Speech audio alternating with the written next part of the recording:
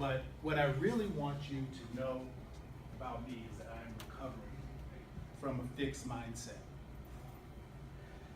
And you may ask, and I want to talk about this fixed mindset because a lot of people haven't heard about it, but it has impacted really negatively every area of my life. And if you have a fixed mindset, I hope you're listening to this speech today because it can help you have a more successful life. Everybody here has heard the story of the tortoise and the hare. If not, spoiler alert, the tortoise wins, right?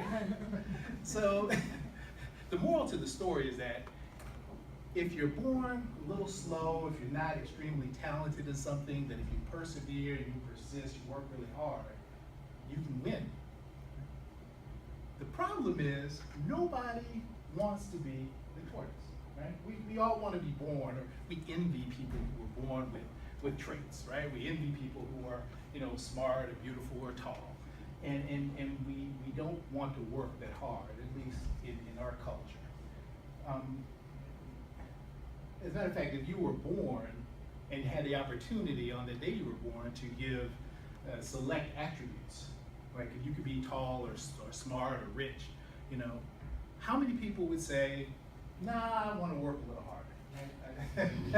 I imagine very few, and definitely me.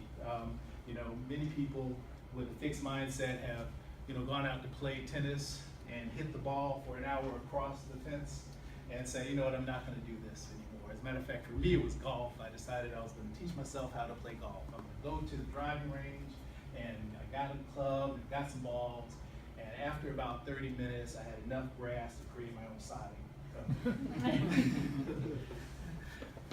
And you might say to yourself, well, it's kind of human nature, right? I mean, everybody, wants to kind of go to what they're naturally talented in. People don't generally want to work hard, right? But there's a couple of problems with that. And there's a book by a gentleman called Mahai Csikszentmihalyi, this book called Flow. And he talks about in those times of effort, right? When you really expend effort and when you really expend a lot of effort and you get through that initial discomfort, when it's hard, you get something called flow. You get into a flow state, which your brain just gives you these chemicals and time goes by very quickly and you don't feel hungry, you don't feel pain, you just get into a state. And the way he describes it is at those times is when you really get joy out of life, right? And so by not giving that extra effort, we're missing out on pieces of life. There's another book by a young lady named Carol Dweck. She did a lot of research on something called mindsets.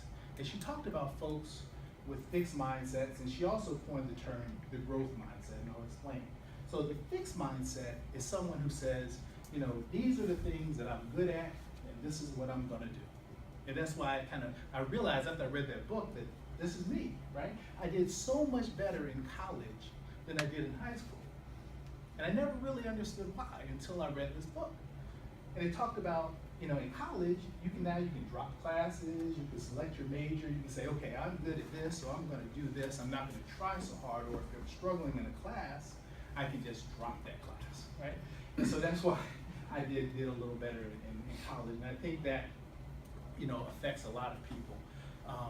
But with a growth mindset, you accept challenges. As a matter of fact, you have great zeal for challenges, right? Where you can say, this is hard for me, but I'm gonna keep going, right?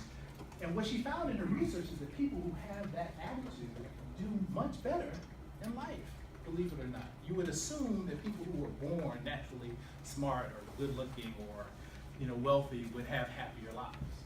But the reality is that people who conversely, who aren't born with those things, but actually have to struggle and work harder, actually end up with surveys describing their lives as being happier and more enjoyable.